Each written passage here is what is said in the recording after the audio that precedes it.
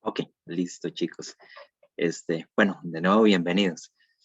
Eh, Vamos a hablar un poquito sobre determinantes de la salud y algunos indicadores ahí interesantes de analizar, especialmente para nuestra realidad nacional y latinoamericana. Vamos a ver. Ujú. Ok, eh, igual, ¿verdad? Todo el material les queda en mediación. El tema de determinantes, especialmente determinantes sociales de la salud, ¿verdad? Recordemos que somos entes sociales, somos entes sumamente complejos como humanos.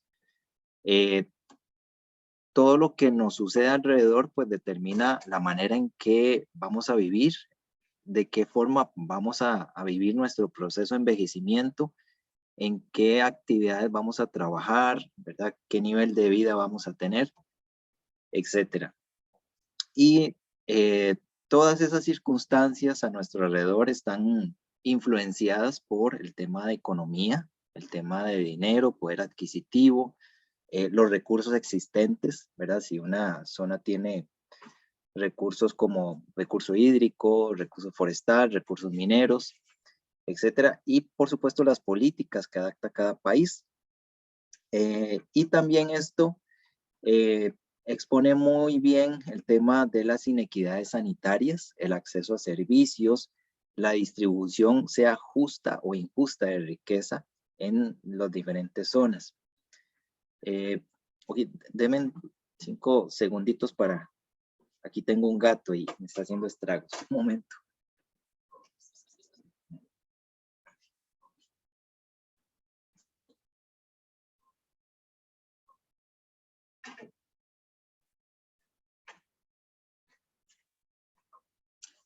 Listo, perdón. Me estaba mordiendo unos zapatos. Eh, ok, vamos a ver tal vez algunos temas que son importantes de analizar y que generen en gran medida situaciones de inequidad, situaciones de salud ambiental importantes, ¿verdad? De considerar. Empezando por tema de acceso a agua o recurso hídrico. Eh, Aquí les dejo, bueno, esta imagen me pareció interesante, importante.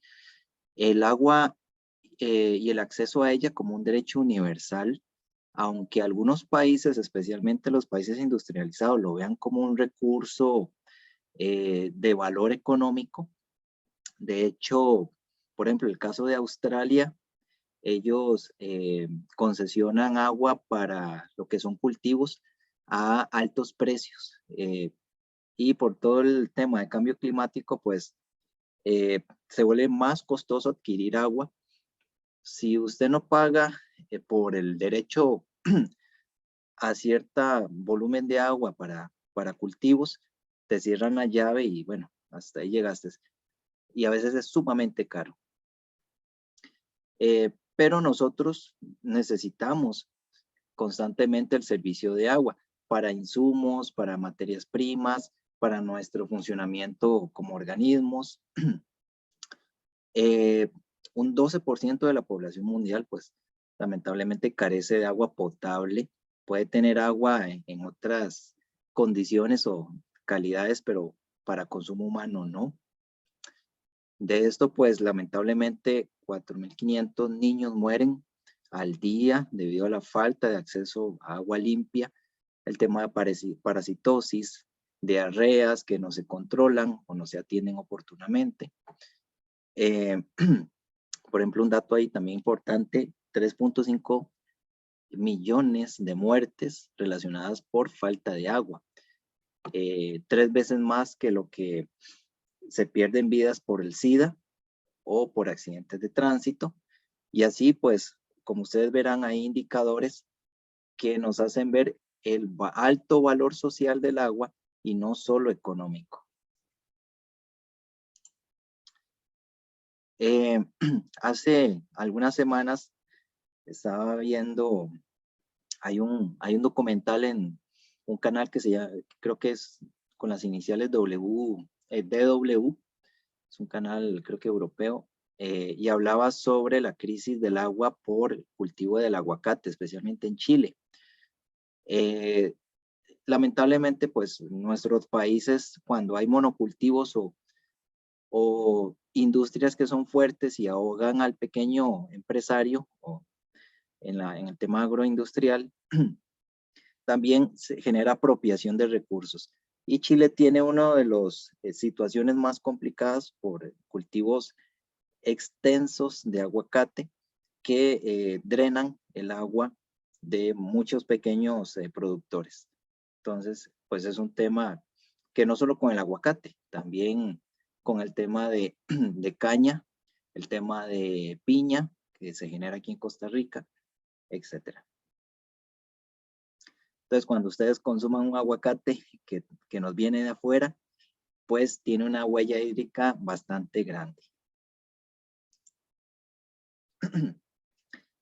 Igual el cambio climático y la variabilidad climática ha puesto también situaciones complejas en acceso a agua o disponibilidad.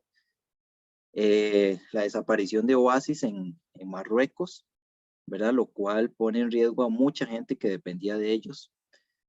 Esta fotografía, por ejemplo, hace 10 años se encontraba agua en pozos de 9 metros. Entonces había que excavar 9 metros para encontrar agua. Y no hace mucho, pues aquí para encontrar agua hay que cavar 16 o más metros por debajo del suelo. Entonces, pues la disponibilidad de fuentes subterráneas es cada vez más limitado.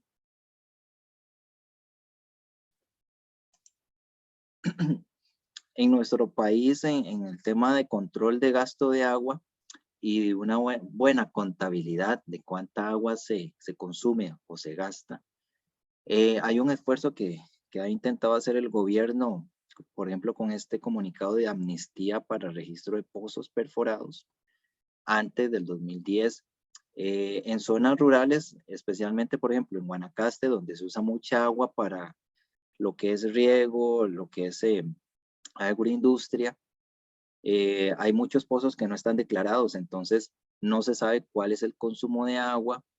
Si hay pozos muy cercanos, lo que hace un efecto de abatimiento, o sea, entre los dos pozos, por decirlo así, se chupan agua y de ni uno ni otro da el caudal necesario.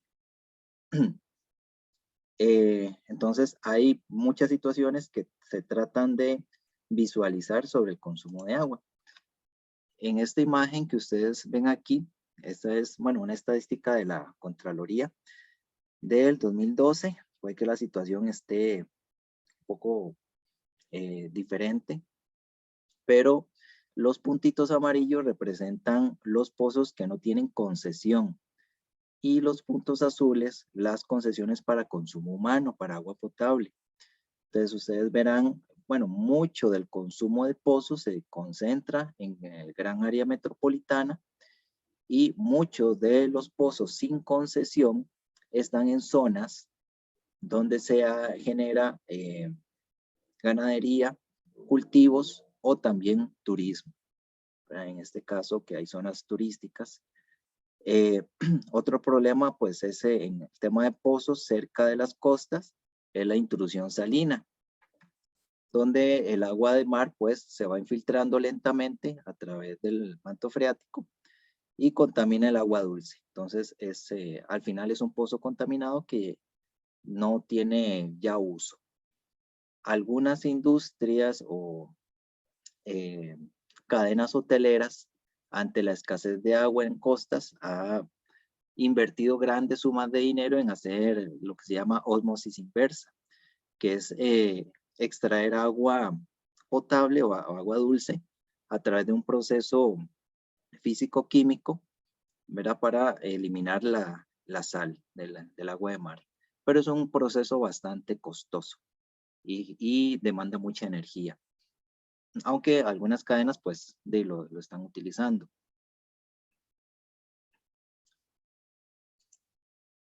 Esta es otra imagen que representa ahí la situación en cuanto a disponibilidad de agua segura.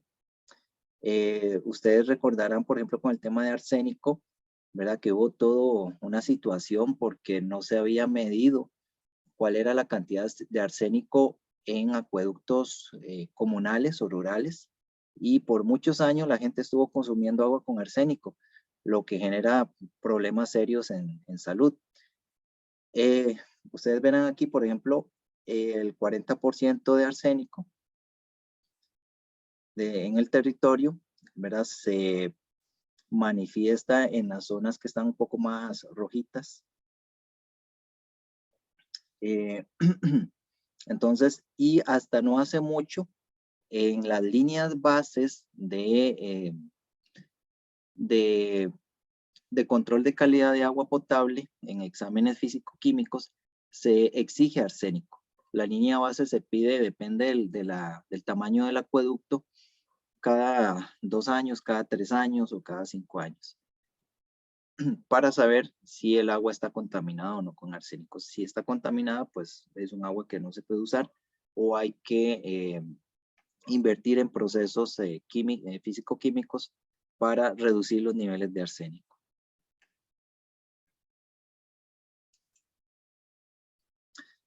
Y esto nos lleva, por supuesto, al tema de la huella hídrica.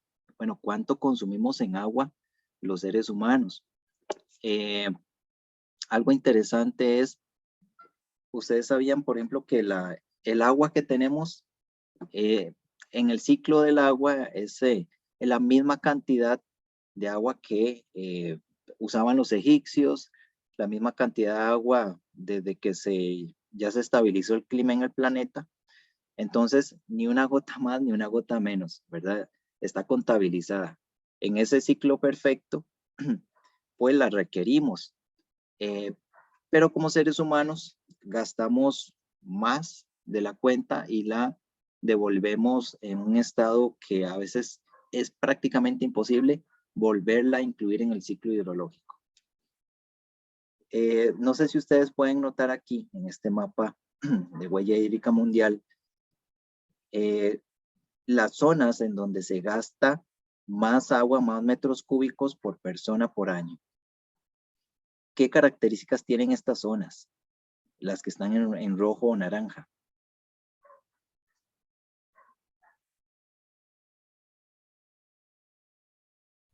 Podría ser, en el caso de América del Norte, podría ser la cantidad de personas, la población que hay. Uh-huh. La industria también, profe. Ajá, exacto. Exactamente. La cantidad de la población, la actividad económica, por ejemplo, aquí en Estados Unidos, México, bueno, México no tanto tal vez, pero Estados Unidos, vean que exige una demanda importante de agua, igual algunos países europeos, algunos países también del norte de África, Australia, vean que la cantidad de agua pues que se consume ahí es bastante. En el caso, por ejemplo, de Brasil, también Brasil tiene extensiones enormes de cultivos. Cada año, bueno, no, ahorita no tengo el dato, pero se tala una cantidad importante de bosque para darle paso a monocultivos en Brasil. Entonces, efectivamente, depende del nivel de desarrollo y de la industria o actividad económica principal, así se va a gastar agua. Y con el tema, pues, de la huella hídrica, esto nos deja mucho que pensar. Por ejemplo, para tener un bistec, los que gustamos un poco de la carne, pero para tener un bistec de 300 gramos, se ocupan 4.500 litros de agua. Entonces, imagínense en cuántos litros de agua para mantener un animal entero. Igual, por ejemplo, con una jarra de café, ¿verdad? Se requieren 830 litros de agua para producir una jarra de café. Asimismo, con lo que son equipos electrónicos, celulares, computadoras, etcétera, ¿verdad? La industria tecnológica requiere grandes cantidades de agua. Por ejemplo, Intel tiene sus propios pozos, ¿verdad? No recibe agua de, por ejemplo, del AIA o de alguna al sistema comunitario, sino que ellos tienen concesionados sus pozos. Y recuerden que con el tema de agua, en Costa Rica, el agua subterránea y agua a través de ríos, lagos, etcétera, es propiedad del gobierno, del Estado. Son bienes públicos, entonces hay que pagar por utilizarlos. Por eso se tienen que concesionar en el caso de pozos. O cuando se vierten aguas residuales a un cuerpo receptor, como por ejemplo un río, hay que pagar un canon de vertido. Eso está bajo el principio, por ejemplo, en vertido de aguas, del que contamina paga, ¿verdad? Depende de las concentraciones de, por ejemplo, DBO, DQO o sólidos suspendidos. Entre más altas se reportan, pues más se cobra en ese canon. ¿Cuál es el problema con Costa Rica y el reglamento de vertido y reuso de aguas? Que no hay una normativa para lo que es concentración de vertidos en cuerpos receptores. ¿Qué quiero decir con eso? Que las industrias pueden cumplir el reglamento de vertido y reuso, pero no hay un control de, por ejemplo, en un solo cauce que solo puedan verter 3 industrias, ¿verdad? Porque se afecta la capacidad de disolución del cauce.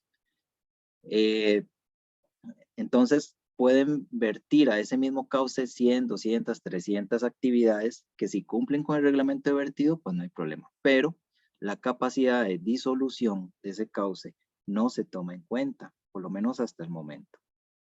Entonces, puede que la empresa esté cumpliendo, pero el río está sumamente saturado, especialmente en época de verano, donde baja el nivel de caudal y la capacidad de disolución pues también es menor en un cuerpo receptor.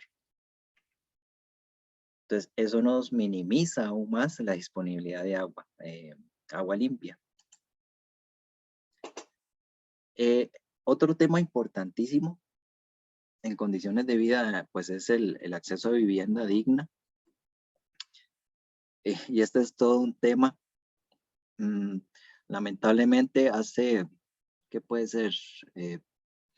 Bueno, por ejemplo, mis tíos o mis abuelos heredaron terrenos o, bueno, ya tenían un terreno dispuesto para construir o familias numerosas pues construyeron a la par, cerquita.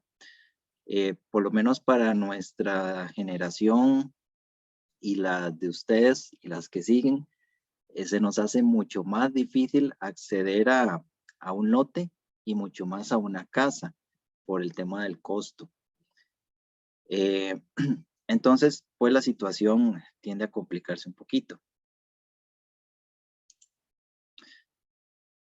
Si nos comparamos en lo que es calificación de la vivienda para Centroamérica, en lo que es déficit cuantitativo, o sea, cuántas viviendas, y déficit cualitativo, la calidad de esa vivienda, pues Costa Rica es uno de los países con menor déficit, ¿verdad?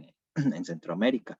Si lo comparamos, por ejemplo, con El Salvador, donde la cantidad de viviendas, o sea, el número de viviendas que se necesitan es alto y donde muchas personas viven en viviendas deficientes, ¿verdad? Malos materiales de construcción, por ejemplo, presentan goteras, no tienen las condiciones estructurales seguras, por ejemplo, el código sísmico, ¿verdad?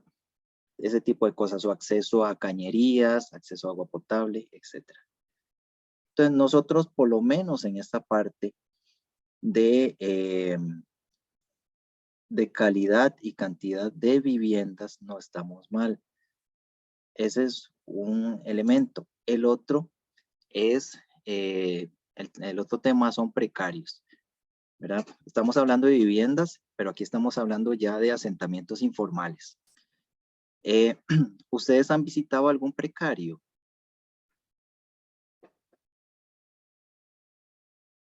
No, profe. No, yo tampoco, profe. No, creo, en Liberia creo que hay uno, ¿verdad? Está el, ay, ¿cómo se llama? Es más, ajá, Martino Bustos. este mismo. Sí, sí. Profe, yo no los he visitado, pero sí he pasado ahí muy cerca, el que está entre Cartago y San José, por Ochomogo, que está como en medio de las pistas. No sé si ese cuenta. Pues estaba Sí, ahí como que muy cerca. sí, los diques.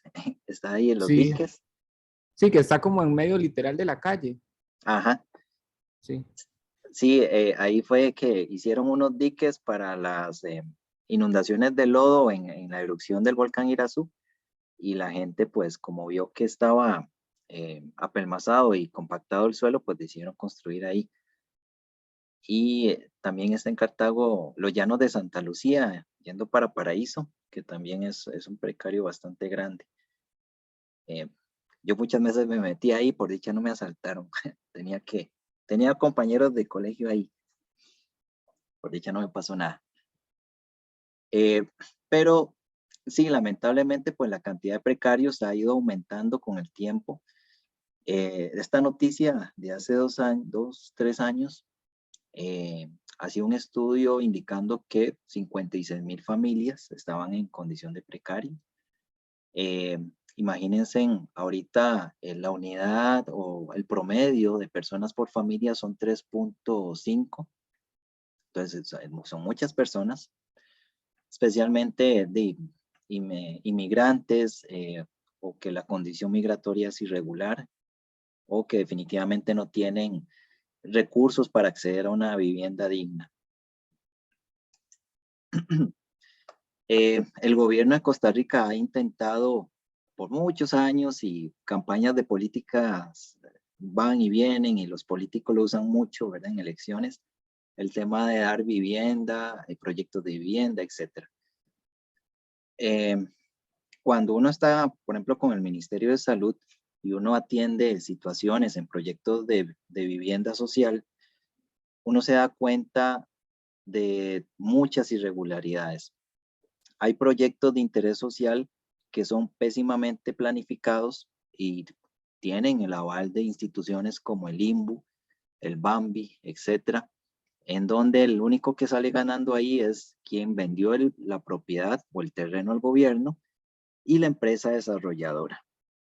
¿Qué es lo que pasa? Que a veces son proyectos que no consideran si hay acceso a agua potable, o sea, si el acueducto de la zona está en la capacidad de dar agua a cierta cantidad de personas que van a vivir en una zona, si hay empleo o fuentes de empleo y se ajustan a esas personas que están siendo trasladadas a un proyecto de vivienda, si las escuelas o colegios tienen capacidad también de aceptar a cierta cantidad de niños nuevos en un proyecto, el tema también de servicios de salud, y muchos proyectos de vivienda pues no tienen áreas de esparcimiento o están solo en planos pero no se concretan en la realidad. Áreas de esparcimiento en el tema, por ejemplo, de áreas verdes, parques, etc. Y estos proyectos de vivienda deben gestionarse con plantas de tratamiento de aguas residuales si los suelos no son permeables. Hay pruebas de infiltración que se tienen que hacer, y a veces las empresas constructoras falsifican o engañan al Estado para evitar construir sistemas de tratamiento. Entonces, para el Ministerio de Salud, pues se vuelve un tema complejo porque son sistemas que se hacen mal en tratamiento de aguas residuales, y al final la gente, pues como no le funciona dentro de la casa, decide hacer las conexiones hechizas y tirar esas aguas a vía pública. Entonces, en varios proyectos residenciales de interés social hemos tenido problemas de aguas estancadas, aguas sépticas, etc. Entonces es un problema, es una espiral. Tratamos de resolver esta situación de vivienda informal, muy peligrosa, por cierto, porque es gente que se instala y a veces roban corriente eléctrica, roban los cables, hacen conexiones hechizas de tendido eléctrico. Las aguas residuales y sépticas van a una quebrada, generalmente, y por eso se asientan cerca de ríos, y roban también conexiones de agua potable. la normativa indica que no se le puede dar servicios básicos a viviendas ilegales. Si el Estado otorga agua o electricidad en una propiedad que está siendo invadida de forma ilegal, le está dando cierto derecho de que estén ahí. Entonces se vuelve un poco más difícil después sacarlos o hacer los trámites para, ¿cómo se llama esto? Desalojo. Entonces es una situación un poco complicada este tema de asentamientos humanos. Ligado pues al tema de vivienda y asentamientos va también el tema de pobreza. La gente pues no se va a zonas de riesgo por puro gusto. Generalmente es porque es gente que tiene baja escolaridad, no tiene un buen trabajo o es mal pagado y el nivel de pobreza pues no le permite acceder a una vivienda digna. Estos son datos que había sacado de la encuesta nacional de hogares del 2018, en donde, estos datos, eran del 2014-2015 y luego vi los que eran del 2018. En Costa Rica la pobreza era de 7.8%, pues, la pobreza extrema, y la pobreza general de 23.6%. Los datos pues han mejorado un poquitín, pero ahorita vamos a ver que lamentablemente pues no es lo que esperaríamos. Ahora en comparación 2014-2015 con 2018, pues 7.8 a 6.3 pobreza extrema, o 23.6 a 21.1, ¿verdad? Del 2015 a 2018, pues ha ido mejorando un poco con los sistemas y subsidios, ¿verdad? De apoyo. Esta es una situación un poco más actualizada de la encuesta nacional de hogares del año anterior.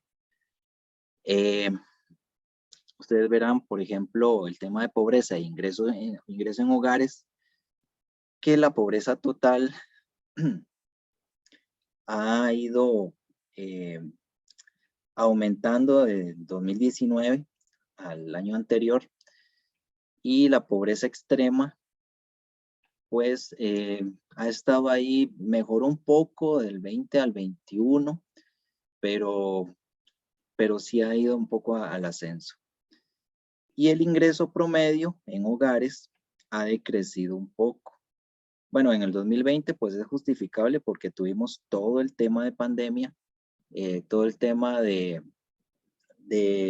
pérdida de empleos, muchos negocios cerraron, el tema del sector turismo fue muy golpeado, servicios sumamente, el nivel de consumo bajó porque la gente, la prioridad era ahorrar y no gastar, etcétera. Entonces pues es entendible que en el 2020 bajara el ingreso promedio y subiera un poquitito, que la pandemia lo permitió el año anterior.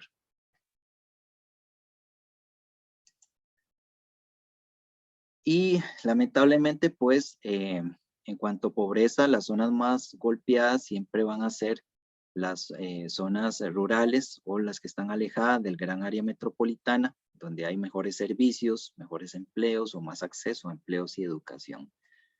Y por supuesto, las labores primarias, lo que es agricultura, ganadería, por ejemplo, son los que han reportado siempre menores ingresos, etcétera, en comparación con población que se dedica más a servicios. Entonces, como verán aquí, ¿verdad? El tema de indicadores de pobreza, pues sí está muy marcado, especialmente en zona Chorotega o zona Pacífico Central. Bueno, y la zona Brunca, ni qué hablar.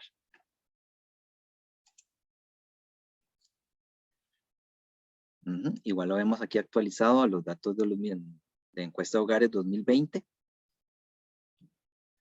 Como ustedes podrán apreciar, la Chorotega tiene un porcentaje alto de pobreza en hogares, Chorotega y Pacífico Central. ¿qué elementos o qué factores pueden ustedes identificar, por ejemplo, bueno, para la zona chorotega, que la pobreza sea mayor que, por ejemplo, en una zona central?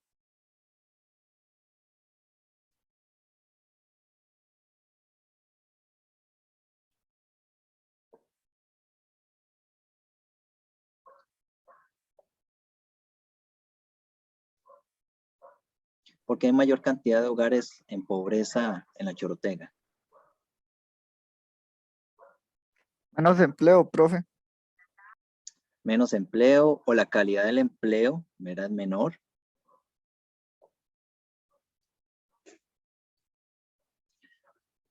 Por ejemplo, ¿ustedes saben en cuánto está el salario base? Sí, el salario mínimo base.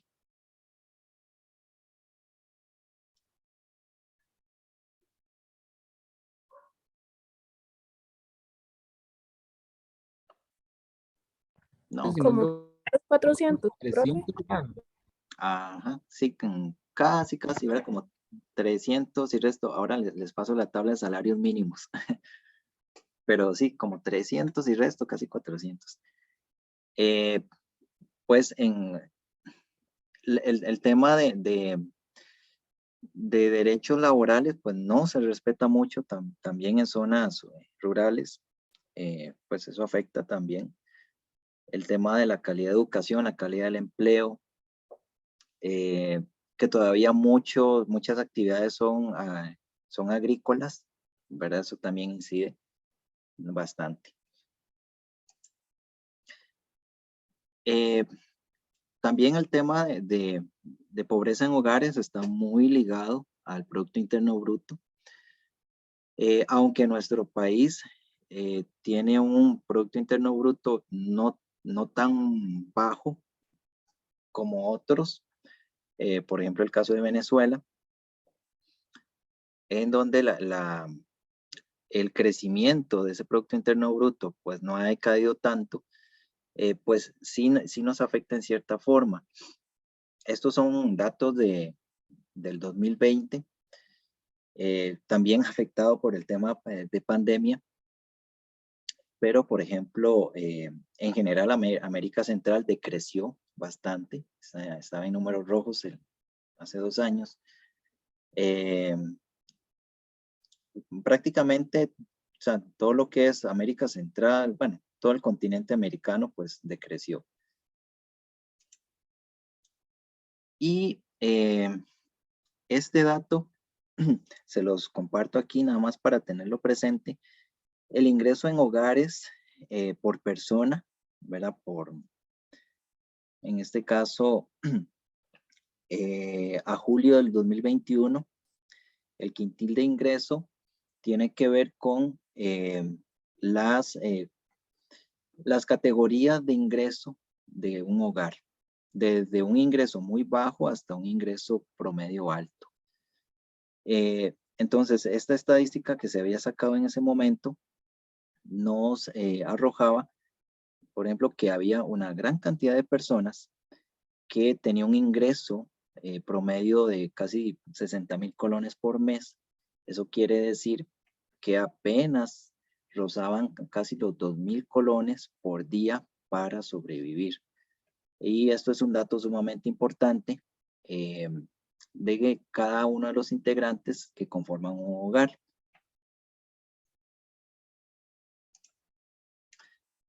Aquí tenemos en este tema de pobreza la repartición en porcentaje de población pobre, muy pobre y extremadamente pobre en América Latina. Nuestro país está, vamos a ver, aquí Costa Rica está en la posición 15 en esta estadística del 2019, datos del Banco Mundial. O sea, muy bien posicionado con respecto, por ejemplo, a Honduras o Guatemala.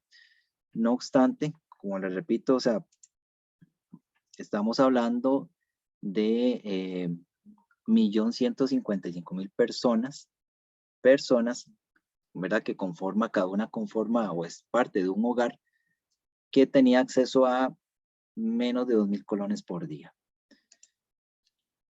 Entonces, nuestra proporción de población extremadamente pobre que vive apenas o que puede obtener 1.9 dólares por día en comparación con población muy pobre o pobre, pues aunque estamos en relativamente buenos números con respecto al resto de países de Latinoamérica, pues es preocupante para nuestro país. Porque se supone, ahorita lo vamos a ver, que tenemos un buen nivel de escolaridad, tenemos buen acceso de servicios como salud, educación, agua, etcétera. Entonces, estos números deberían ser menores. Les dejo el dato aquí para clasificar la línea de pobreza en extremadamente pobre, muy pobre o pobre. Se toma como base 1.9 dólares en PPA. El PPA es la paridad de poder adquisitivo diario, que está en 1.9 dólares. En 1985 era casi $1, pero se ha tenido que ir reajustando de acuerdo a el costo de la vida. Entonces, por si lo ven en alguna literatura o en algún análisis, por ejemplo, en este caso del Banco Mundial, el PPA es eso, para definir la línea de pobreza. Y este tema de pobreza tiene que ver con qué capacidad tengo yo como persona en un país de suplir mis necesidades básicas, alimenticias o del nivel de calorías necesarias para no morirme, y de otras necesidades básicas como ropa, por ejemplo, o transporte.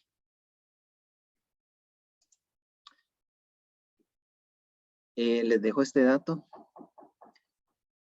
aquí para lo que es por áreas, perdón, por regiones. Creo que este ya lo había repetido, disculpas. Y nada más les dejo también, por si en alguna lectura lo ven o en algún curso lo retoman, el tema de pobreza tiene que ver con el concepto de pobreza como tal, establecido por el Instituto Nacional de Estadística y Censos, como los umbrales de ingreso per cápita, ingreso por persona, para determinado nivel de pobreza monetaria en hogares. Entonces tenemos pobreza extrema, que es el costo per cápita mensual de la canasta básica alimenticia. Y la canasta básica alimenticia básicamente tiene que ver con cómo satisfacemos las necesidades calóricas diarias en promedio de un individuo en una población. La línea de pobreza pues se define también como qué es ser un hogar pobre o no pobre, como ese monto mínimo requerido para satisfacer esas necesidades alimenticias y no alimenticias. Por ejemplo, en el 2018, en hogares de extrema pobreza, en el 2018, se consideraba para la zona urbana un ingreso promedio mensual de 49,000, bueno, casi 50,000 colones, y en zona urbana y en zona rural de 41,000 colones. Permítanme un momento, chicos.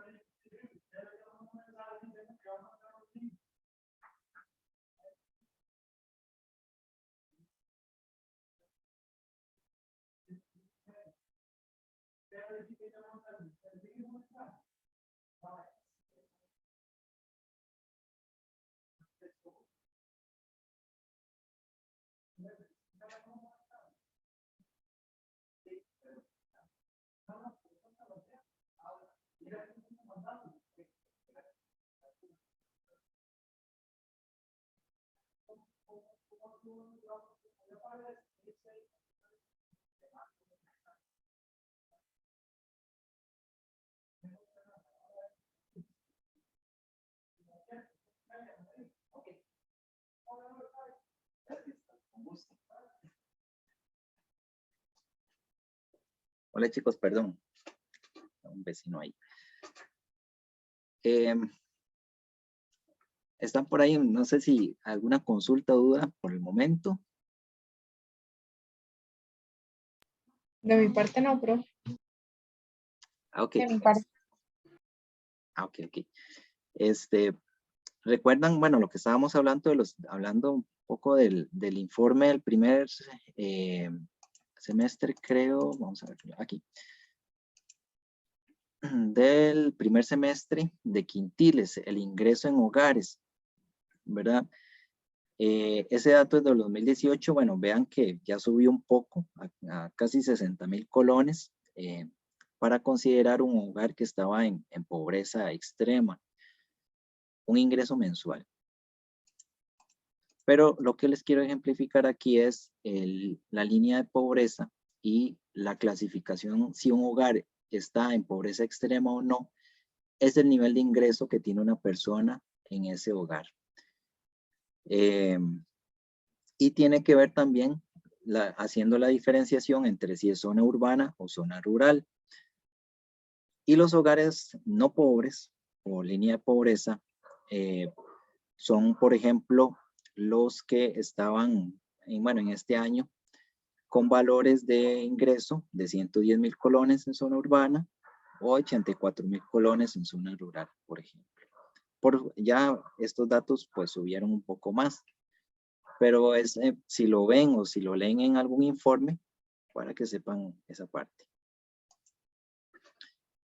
Al final, volviendo al tema de determinantes de la salud y condiciones de vida, pues son situaciones que tienen que ver con el nivel de desarrollo de un país, con las políticas públicas de acceso a vivienda, acceso a educación, etcétera. Y las oportunidades que se le den también a la población migrante para no terminar en situaciones de estas. En este caso, como vivienda informal o asentamientos ilegales. Y como les repito, generalmente estos asentamientos buscan cauces o estar cerca de cauces para evacuar, ¿verdad?, sus residuos. Otro aspecto importante es el acceso a la educación. Ok, esta imagen pues es representativa y conmemorativa de uno de los principales hitos de nuestro país.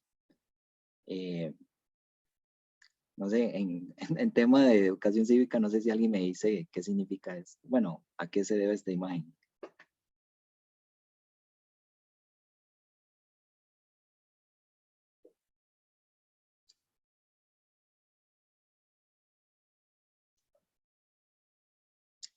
¿Alguien, chicos? Profe, es la abolición del ejército. Ajá, exactamente, exactamente. Que ya bueno, el año pasado se decretó como feriado, ¿verdad? El 1 de diciembre de cada año. Fuimos uno de los primeros países después de la Segunda Guerra Mundial en abolir el ejército.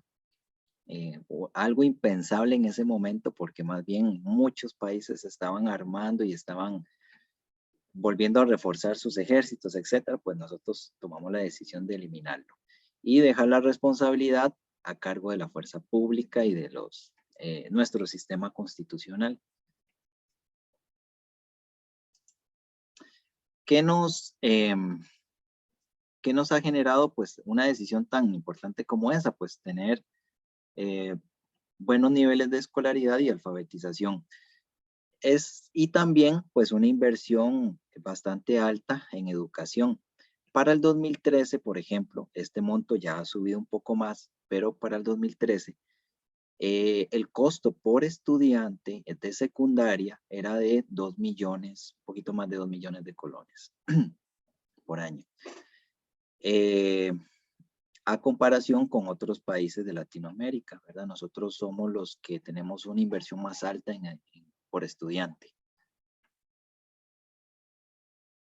Y por ejemplo, en el 2011, pues se logró un 8% del Producto Interno Bruto de lo que genera el país, pues tener una inversión en educación de 8%, así como otros avances que se han ido gestando para mejorar la calidad de educación. Y el nivel de alfabetización, pues es bastante alto, ¿verdad? En comparación con otros países y en comparación con países en desarrollo, países desarrollados. Por ejemplo, vean que nosotros estamos en un buen nivel de alfabetización para mayores de 15 años. Después de España, por ejemplo, u otros países que tienen sistemas similares al nuestro. Y en la calidad del sistema educativo, esto era datos del 2017, el programa de las Naciones Unidas. Estábamos un poco por encima de Estados Unidos y cerca, bueno, de Malasia, por ejemplo. No obstante, pues, si no hay políticas que sostengan esto y no hay un seguimiento constante, pues las situaciones tienden a agravarse o deteriorarse. Esta es una noticia del año anterior a nosotros. Bueno, siempre tenemos quejas y tenemos que estar revisando estructuras educativas, ¿verdad? Como Ministerio de Salud. Pero imaginen, o sea, no vale, o sea, el tema de inversión, de alta inversión, pues no se ve reflejada en la condición de muchos centros educativos. No sé, por ejemplo, si ustedes recordarán, bueno, por supuesto que tienen que recordar, en qué calidad de infraestructura tenían sus colegios.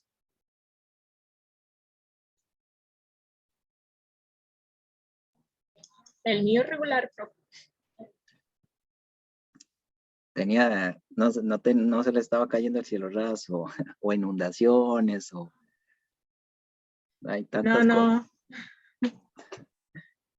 Sí, es que nosotros hemos visitado algunos que, Dios mío, especialmente en zonas calientes, ¿verdad? Donde, por ejemplo, mala ventilación, hay problemas de aguas residuales, por ejemplo, o problemas de humedad. Pero, bueno, espero que sus colegios estén bien. Pero sí tenemos mucho rezago en mantenimiento de la infraestructura educativa en nuestro país. Incluso, pues, hemos tenido que, como ministerio, que estar clausurando áreas por ser insalubres o peligrosas tanto para el personal como para los estudiantes. Y el tema de idiomas, pues también es una constante que ha sido muy criticada. Y no es un secreto que salimos con un mal nivel de, por ejemplo, de inglés en el sector público.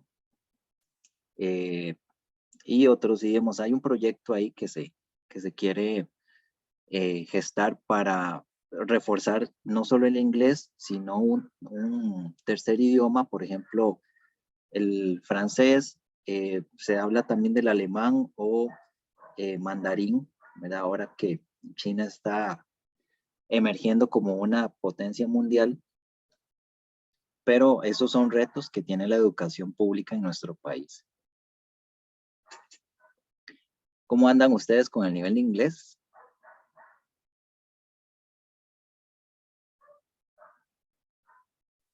Más o menos, profe. Bueno, eh, desde que comenzó el año he estado aprendiendo 2 idiomas al mismo tiempo, entonces, ya todo, sí, todo de Por avanzarlo. parte del colegio, muy mal, pero uno tiene que autoeducarse por fuera, entonces ahí vamos bien. Sí. Sí, eso sí, uno tiene que ser autodidacta en idiomas. Y vean, experiencia propia, cuando uno sale de la universidad, o sea, no saben lo importante que es el inglés y, bueno, un montón de puertas que se le abren, ¿verdad? Con un segundo idioma como el inglés. Entonces, lleven los cursos que puedan en inglés y, bueno, y también lean, hagan lecturas en inglés. Como decía, yo estuve en el Centro Cultural Costarricense Norteamericano y también los que les gusten las series, películas, etcétera, pues ayuda mucho, ¿verdad? Escucharlas en inglés, aunque estén subtituladas.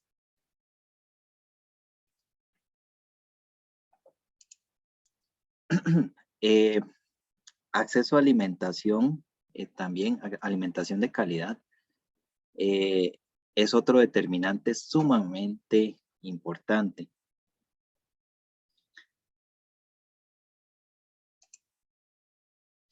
El tema de alimentación masiva, pues, tuvo su despegue después de la Revolución Verde, en la década de los 50, 60, toda esa revolución con productos químicos, fertilizantes, insumos agropecuarios, que aumentaron la producción por hectárea de muchos cultivos de consumo general, pues fue un boom.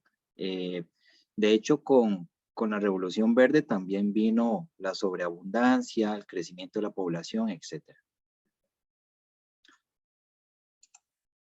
Y si ustedes ven aquí, por ejemplo, esta gráfica comparativa de ciertos productos que son de alto cultivo, también ahora se mezcla con el tema de transgénicos.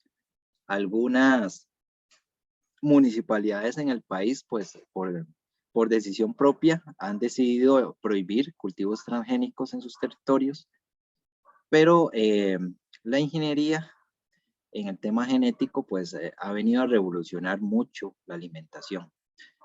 Ustedes verán, por ejemplo, aquí el crecimiento año a año y por hectárea de productos clave como la soya o el sorgo, el maíz, el trigo, el girasol, y prácticamente todo lo que, bueno, mucho de lo que consumimos en lo que son alimentos superprocesados o alimentos procesados, pues tiene que ver con el maíz y con lo que se cultiva en países como Estados Unidos.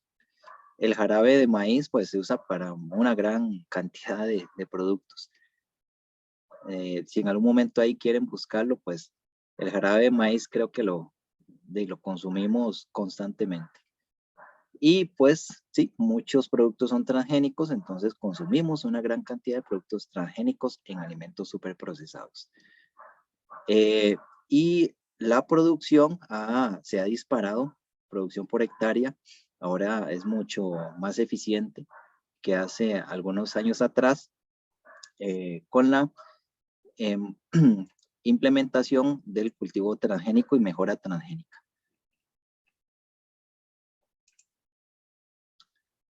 Lo que nos lleva a un tema de, bueno, estamos produciendo mucho, estamos produciendo para un mercado muy consumista, pero ¿cuál es la calidad nutricional de lo que estamos aportándole a nuestro organismo? Y tiene mucho que ver con las condiciones de seguridad alimentaria, nutricional, qué tan disponible es el producto o el alimento, el acceso que tenemos, cómo se consumen esos alimentos y la utilización de la riqueza genética.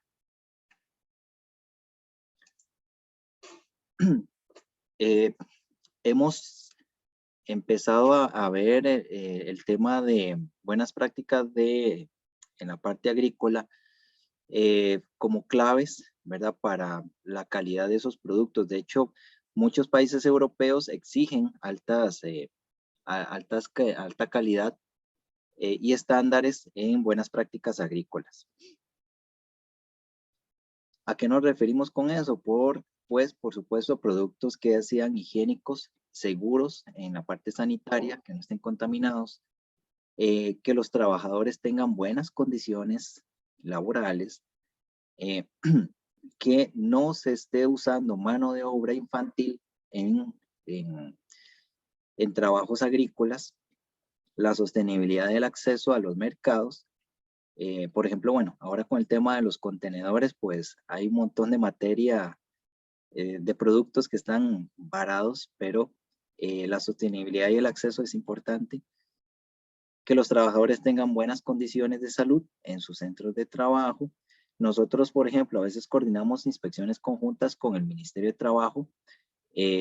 Por ejemplo, una que recuerdo en cultivos de piña, por la exposición a plaguicidas, y estas empresas están obligadas a hacer cada cierto tiempo exámenes de colinesterasa eritrocítica en sangre, que es un indicador para determinar si hay intoxicación por organofosforados, organoclorados en el organismo, que es por el mal manejo de productos químicos.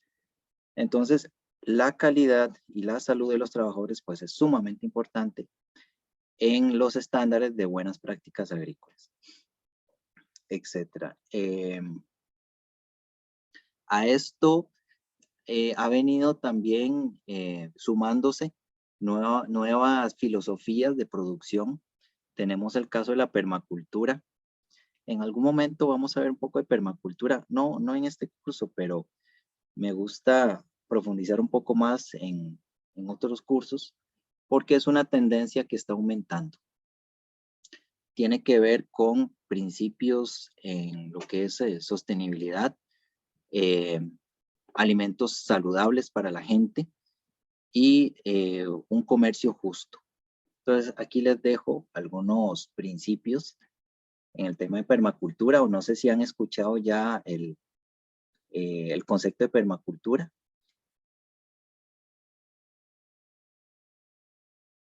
De hecho, bueno, yo no, profe. Ok, no es nuevo, pero se está poniendo mucho de moda, y en responsabilidad social empresarial de productores o empresas pequeñas y medianas, vieran que se está utilizando mucho.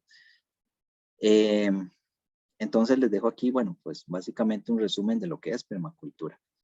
Como les repito, si nos vemos en algún momento, pues me gusta profundizar estos temas y compartir con gente que está trabajando mucho esto ya en la vida real.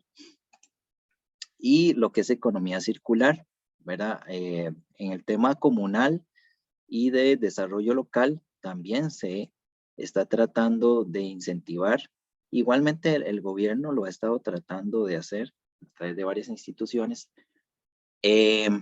Cómo darle una lógica al manejo de recursos y energía para no desperdiciar, básicamente. Entonces, cómo, por ejemplo, las materias primas, producirlas en la misma zona y no traerlas de lugares alejados, en donde estoy invirtiendo en combustibles, en tiempo, etcétera. El tema de la innovación, el tema de generar nuevos emprendimientos, etcétera, tiene que ver con el concepto de economía circular. Reutilización de residuos, reutilización de materias primas.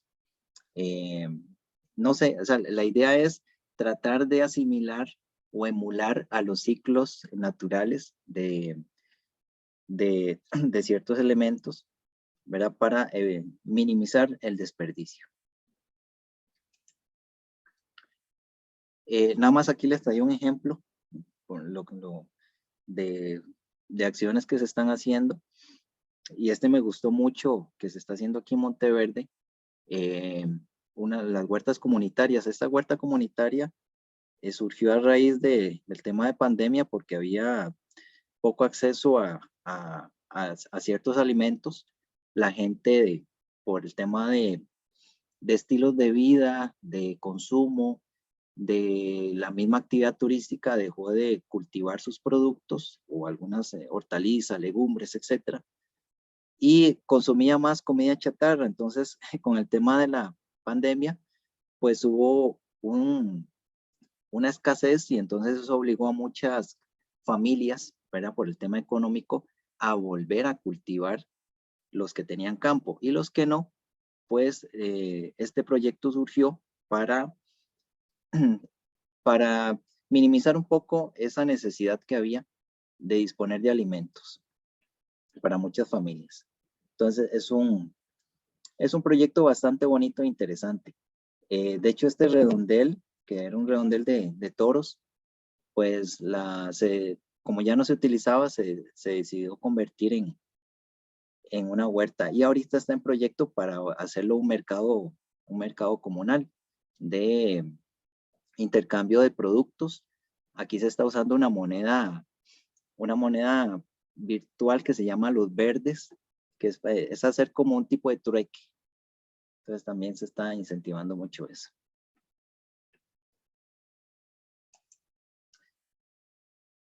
Y con el tema de alimentos superprocesados,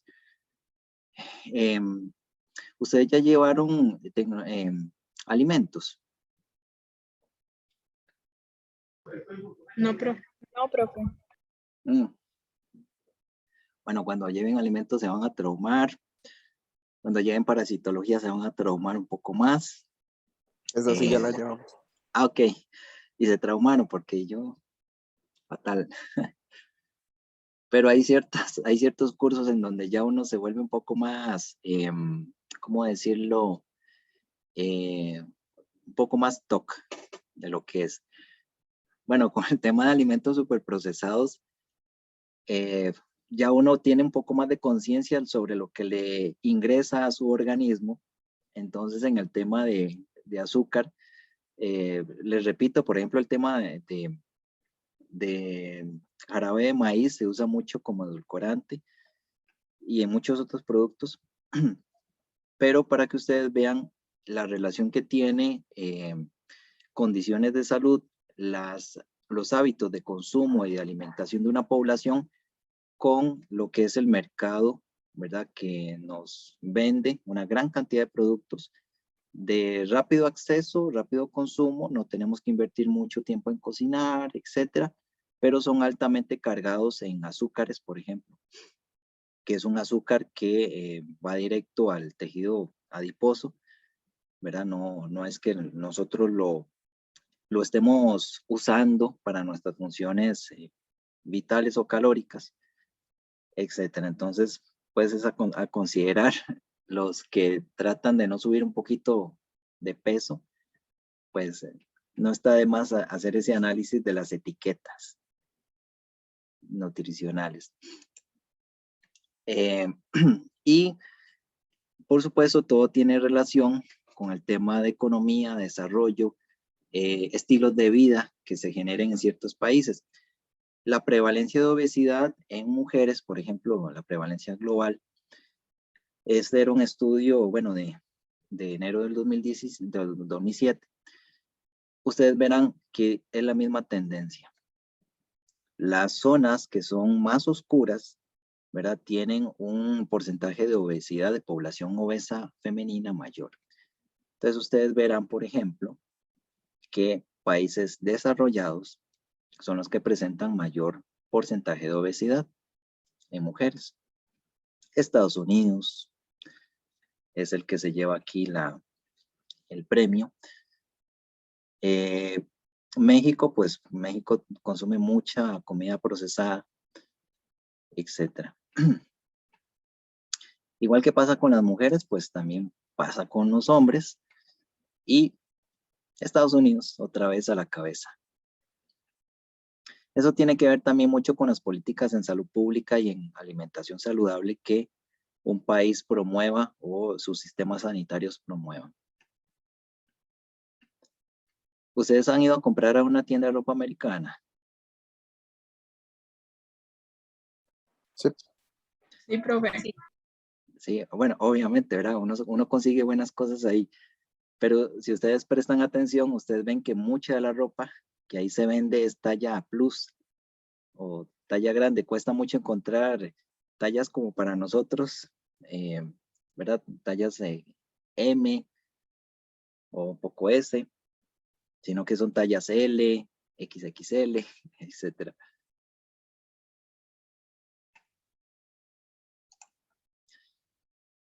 Y esta es la tasa de obesidad del 2017 a nivel mundial.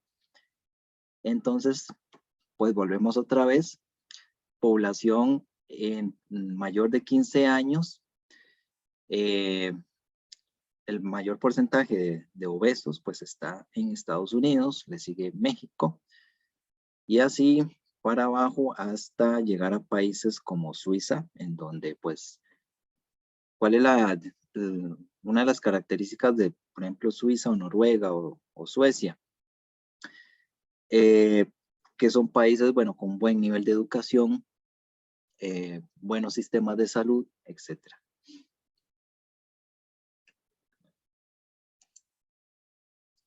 Y esta es la prevalencia de sobrepeso, de obesidad en población escolar de 6 a 12 años en el periodo 2016. Aquí hay algo interesante. Ustedes ven que la prevalencia de sobrepeso es más alta en provincias como Heredia, San José, Cartago, Alajuela, a diferencia de provincias como, por ejemplo, Guanacaste o Limón. ¿Por qué puede ser que se dé eso? Yo lo asociaría con la pobreza, profe, porque ahí son provincias más pobres. Podría ser. También podría ser, por ejemplo, que haya más acceso a comida chatarra en zonas urbanas, que haya más ya no dije nada, que sea población sedentaria en zonas urbanas también, porque son trabajos de escritorio, trabajos en servicios, qué sé yo, trabajos en tiendas. Entonces la población pues no hace mucho ejercicio. También podría ser que la población se moviliza mucho en vehículo, en transporte público, no camina mucho o no tiene mucho el hábito tal vez de caminar. Bueno, que lo pueden también asaltar. Adelante, Nicole. Yo también siento que es como nos han enseñado desde pequeños, porque no es como que tengamos una cultura donde se nos enseñe la buena alimentación. Uh-huh. Si uno la busca, la tiene que pagar por aparte o tiene que empezar a buscar uno mismo esos temas, pero no es algo que se nos enseñe desde pequeños. Sí, exacto. No sé si les pasa, bueno, yo tengo una sobrinita de 5 años y ella, la felicidad es que la lleven a un mall y lo primero que busca es pizza o una hamburguesa o un helado. Y como vos decís, ya es un hábito que se le va creando y entonces esa es o sea, si sale es a comer eso. Pero sí, hay muchos elementos y factores que pueden estar favoreciendo el tema de prevalencia de obesidad en zonas desarrolladas urbanas. Adelante, Janie, Daniela.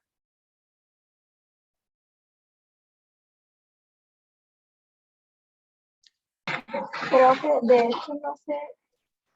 Sí, bueno, yo hace poco vi como una encuesta a nivel de Centroamérica, creo que era, y o sea, había mucha gente que era así como de clase media, digamos, para arriba, que decían como que mínimo 2 o 3 veces a la semana iban a comer a McDonald's o alguna de esas cadenas, y le preguntaban que si hacían dieta los otros días o algo así. Y o sea, ellos decían que no, digamos que ellos sí comían normal, nada más que de aproximadamente 3 veces a la semana iban a comer ahí. Entonces, y como que les hacían pruebas o algo así, exámenes, y salían como con el colesterol altísimo, triglicéridos y de todo. Y claramente es por eso. Sí, exacto. Toda la razón en eso. Eso me recuerda a una noticia que vi hace unos días también, que KFC está incentivando, no aquí, bueno, yo no creo que no lo he visto aquí en Costa Rica, pero por ejemplo en Estados Unidos, el pollo o la proteína de origen vegetal, no tanto el animal, también el tema de los veganos y organizaciones de defensa de animales. pero una crítica que se le hacía a ellos era que es pura mercadotecnia o es para querer limpiar un poco la imagen con el tema de alimentación, porque al final hacen o sea, lo fríen en el mismo aceite en el que fríen el pollo frito o el pollo. Entonces era una crítica de, o sea, es contradictorio el discurso. Pero sí, y a raíz de esta situación de sobrepeso en escolares es que no hace mucho se dictó un reglamento de sodas escolares en donde está prohibido lo que son bebidas azucaradas, bebidas gaseosas. Por ejemplo, si una soda es concesionada en un centro escolar, hay ya una, ¿cómo se le diría? Una lista de menú, perdón, un menú, en donde se permiten, por ejemplo, si es mayonesa, tiene que ser mayonesa light. Si es un pan, tiene que ser un pan light, ¿verdad? Para sándwiches o cuestiones así. Se prohíbe la venta de paquetillos como picaritas y esas cosas, o las pitufitas de gaseosas, etc. Entonces, eso ya está reglamentado para tratar de controlar la obesidad en centros escolares. El tema es también de que en el centro escolar se puede controlar la alimentación, pero si eso no pasa en el hogar, si en el hogar no se consume proteína de calidad o leguminosas, etcétera, pues no tiene mucho sentido, pero por lo menos a nivel de gobierno en centros educativos se está tratando de controlar lo que consumen los niños dentro de la instalación educativa en comedores y sodas escolares.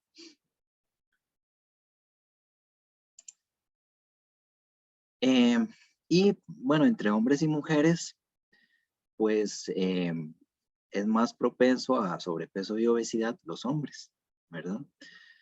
Y ha ido en aumento creciente. Puede ser por tema de consumo de bebidas, con aumento de consumo de comida chatarra. Es más fácil para nosotros los hombres, por ejemplo, comer afuera que tener el hábito de cocinar nuestra propia comida, etc. Hay muchos elementos que pueden influir ahí.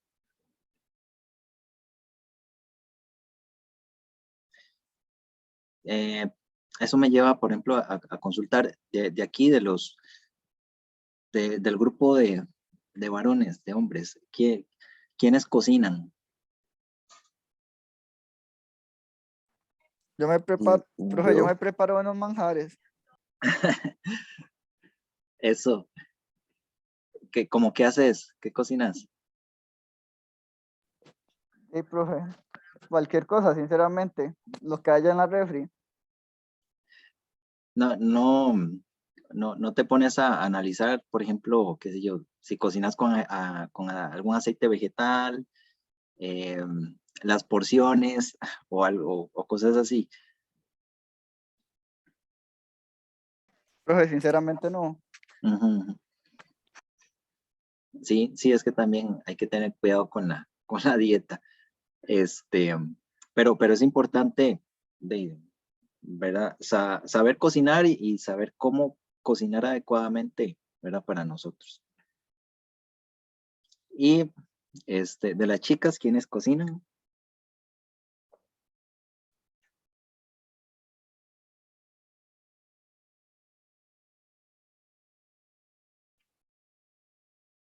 Yo Ay, creo. qué susto. Yo, profe. Ok. ¿Cuidas lo que cocinas o sea, en el sentido de que, por ejemplo, velas, qué sé yo, vamos a ver, por ejemplo, en porciones o el tipo de aceite que usas, cuestiones así? Creo que lo hice como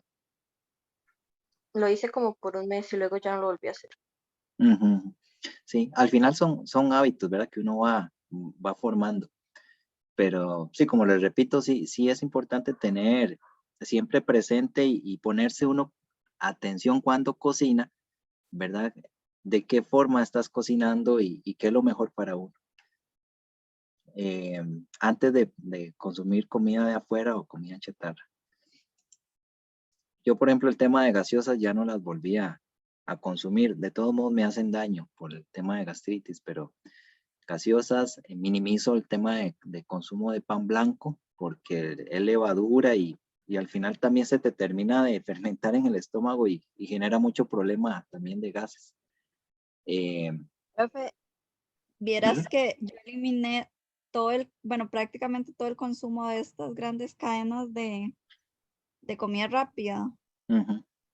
Solo dejé como Quiznos porque me gustan las papas, pero después todo lo demás lo fui eliminando ya. Y McDonald's y nada de esas cosas consumo porque la verdad son súper dañinas.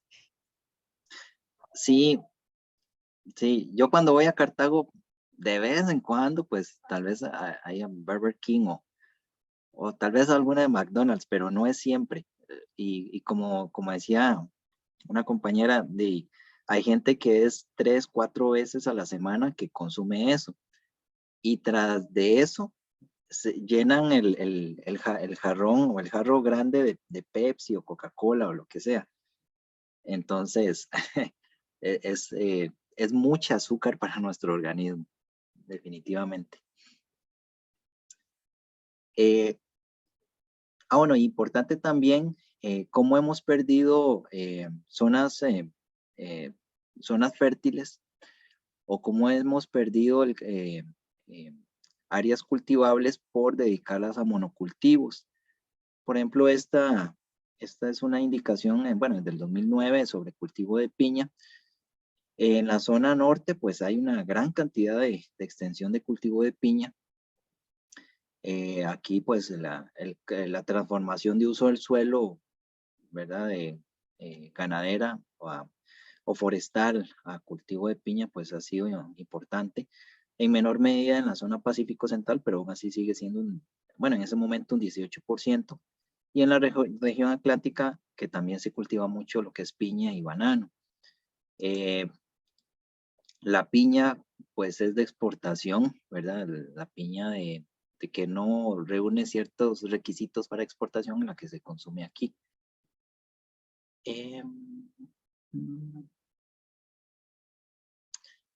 Ok. Bueno, Stacy dice que siento que también va en que la mayoría de mujeres les preocupa más cómo se ven físicamente que a los hombres, sin generalizar. Sí, también el tema de cánones de belleza, bueno, de el físico ideal también, ¿verdad? Impacta mucho yo diría, tal vez no se incentiva mucho en una alimentación sana y adecuada, sino qué tan rápido pueda la persona perder peso con suplementos, a la dieta u otras cosas que no es sano tampoco. Pero sí, el tema del aspecto físico se incentiva mucho, especialmente en redes sociales. Es increíble. Ustedes lo han visto, bueno, en redes como TikTok o etcétera, donde es exhibir un cuerpo esbelto, musculoso, etcétera, pero si no se hace de una forma saludable y es un proceso, pues también puede afectar la salud. Sí, gracias por el comentario.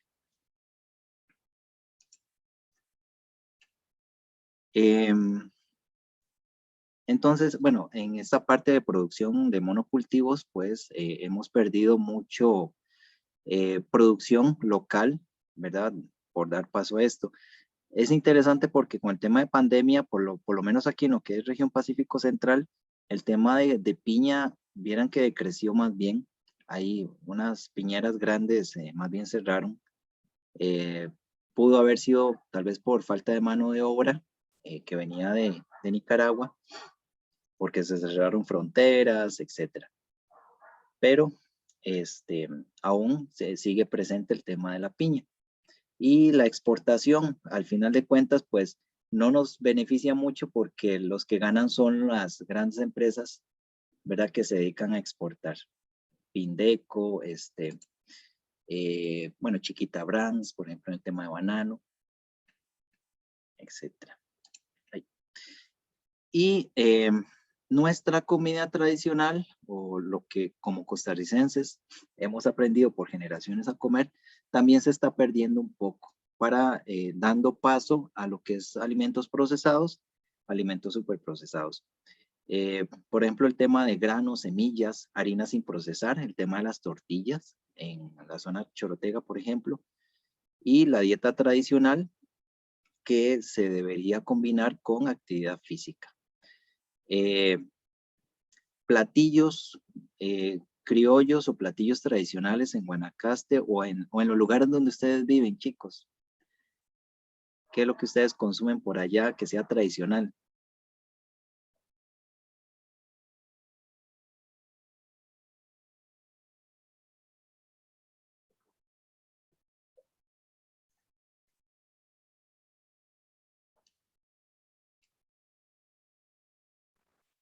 Yo creo que es lo normal, pero pinto. Nadie come, por ejemplo, arracache, tortillas palmeadas, gallina achotada, picadillos.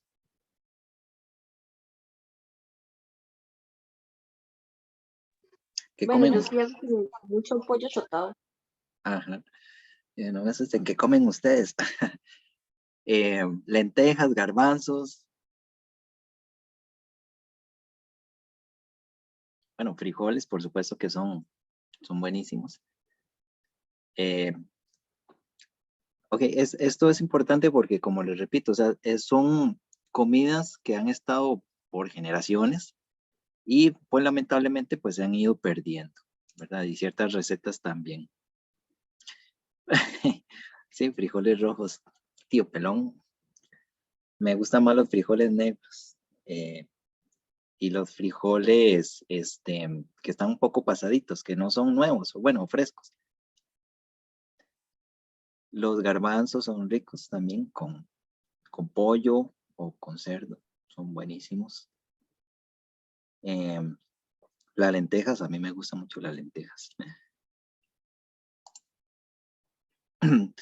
Pero tiene un valor nutricional importante y especialmente en zonas tradicionales donde se consume este tipo de productos, pero también hay una actividad física importante, ¿verdad? Por ejemplo, actividades de campo. Obviamente, pues, hay algunas actitudes y costumbres, como es el tema del consumo de licor, que también desfavorecen un poco la salud pública en ciertas zonas. A eso me recuerda, por ejemplo, ¿alguien es de Santa Cruz?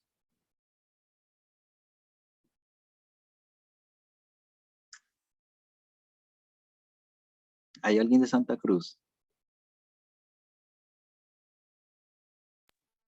Yo antes vivía cerca de ahí, profe. Ahora me recordé el tema de las fiestas de Santa Cruz. Bueno, no sé si las pudieron hacer a como se hace normalmente o si la intervención policial pues las frenó un poco, pero bueno, zonas como esas pues el tema de consumo de alcohol pues lamentablemente es normal o se normaliza, ¿verdad? Esa parte.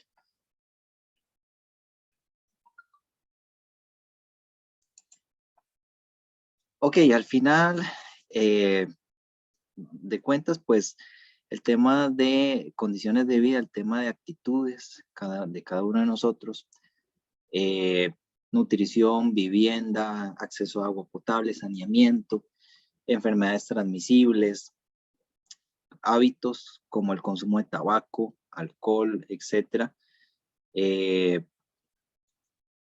¿verdad? Todo eso afecta de una u otra manera. Si tuviéramos buenos hábitos, pues perfectamente podríamos llegar a los 70 años o más, ¿verdad? En promedio. Y tenemos que también mencionar los factores ambientales, factores del entorno, los factores físicos como calidad del aire.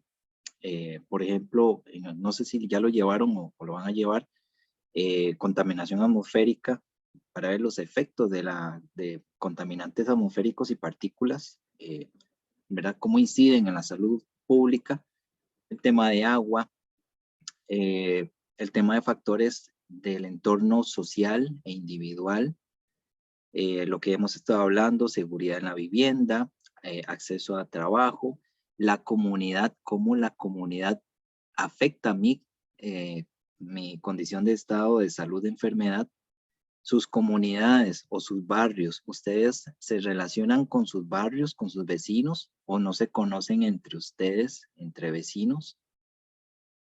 Consulta. En mi caso sí, pero no con todos. Ah, ok. ¿Verdad? Habrán barrios en donde se conocen mucho, chismean más o se saludan, ¿verdad? Cuando salen del trabajo al estudio. Y habrán otras condiciones en comunidades donde nadie se conoce, nadie se saluda. Si ven que te están asaltando, nadie se mete, por ejemplo. ¿Verdad? Son condiciones que afectan mucho en la parte social. También en factores biológicos y químicos, orgánicos e inorgánicos. Bueno, ahora con el tema de COVID, lo que es los virus, protozoarios, toxinas, hongos, alérgenos, especialmente, por ejemplo, en el tema de hongos, bueno, el síndrome del edificio enfermo, ¿verdad? Cuando hay problemas de humedad. En factores químicos, como metales pesados, bueno, el tema de contaminación del agua, el uso excesivo de plaguicidas. Hay comunidades, por ejemplo, en la zona norte, que están inmersas dentro de grandes plantaciones de piña, y ahí el nivel de contaminación por plaguicidas es enorme, y ya ha sido constatado por la Universidad Nacional, la Universidad de Costa Rica, demandas al Tribunal Ambiental, etcétera. Pues ahí sigue el tema. Vamos a ver. Vamos a ver, Nicole dice, de casualidad no. Ay, perdón. Este mensaje es para ahora. El uso de fertilizantes, dioxinas y furanos, dioxinas y furanos, genera, en especial cuando se quema plástico, residuos, ¿verdad? Con componentes de petróleo, etcétera, que es sumamente tóxico. Entonces es importante. Y elementos físicos no metálicos, ¿verdad? El ruido, vibraciones, radiaciones ionizantes. La otra vez les pasaba un estudio sobre radiaciones electromagnéticas, pero de equipos electrónicos. No son ionizantes, pero son de cuidado. El tema de calor, iluminación, ¿verdad? Estrés térmico por calor afecta mucho. Por ejemplo, estar en un aula a mediodía sin aire acondicionado y en una zona caliente, pues es un estresor importante. Psicológicos, ¿verdad? El tema de estrés, tabaquismo, alcoholismo, conductas sexuales y riesgosas, drogadicción, violencia, etc.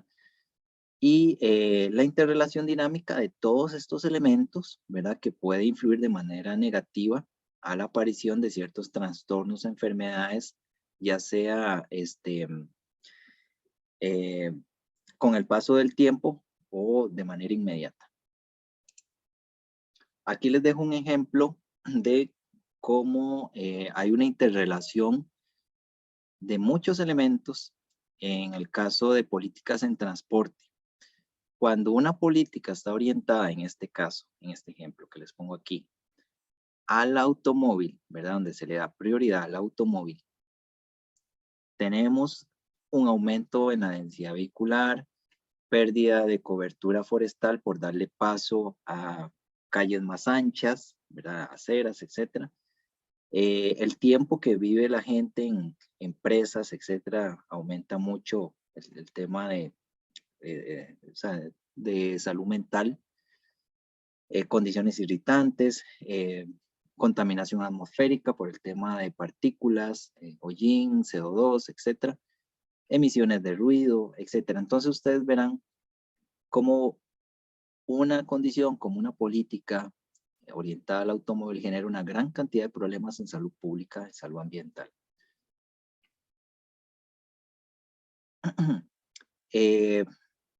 Y por supuesto,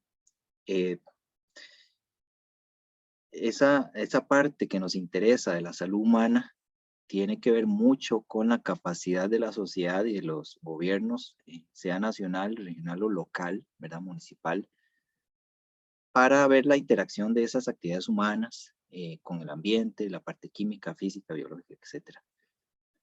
Todos los actores sociales que están inmersos, ¿verdad? Tienen una cuota importante de accionar ahí. Y el análisis que podamos hacer de manera integral, ¿verdad? También va a permitir tomar decisiones más inteligentes en el tema social y económico. Y, por supuesto, lograr una integralidad ser humano, medio ambiente, diferentes determinantes sociales, determinantes de la salud, para tratar de comprender un poco ese proceso de salud-enfermedad, tratar de comprender de qué me padece más esta población, de violencia intrafamiliar, de alcoholismo, de enfermedades cardíacas, enfermedades cerebrovasculares, etcétera, en qué condición están el ambiente, cuerpos de agua, suelos, etcétera. ¿Qué consume esa población? ¿Cuál es la dieta de esa población? Entonces son temas que nos interesan mucho. Ok, chicos, para no cansarlos más conmigo, hablándoles, cierro con esto. Es una frase que me gustó mucho. Si supiera que el mundo se acaba mañana, yo hoy todavía plantaría un árbol. Entonces, pues, quisiera, bueno, hoy darles esta información, instarlos a seguir investigando, poniendo atención a toda una gran cantidad de datos que siempre van a estar dándose, y ese análisis que tenemos que hacer como profesionales y futuros profesionales ustedes sobre esta interacción, ¿verdad? Para tratar también de aportar un poco a nuestro entorno y a las futuras generaciones, por supuesto, ¿verdad? Pero eso es lo que les quería compartir hoy, chicos. ¿Consultas, dudas, comentarios? Un comentario, profe, me gusta mucho esa frase, la verdad. Sí, a mí me encanta la vida de Martin Luther King porque, o sea, para enfrentarse a un país con la ideología en ese momento, en esos años, ¿verdad? De segregación y racismo, como estaba en ese momento, pues bastante valiente y bueno, no sé, un líder totalmente en su campo.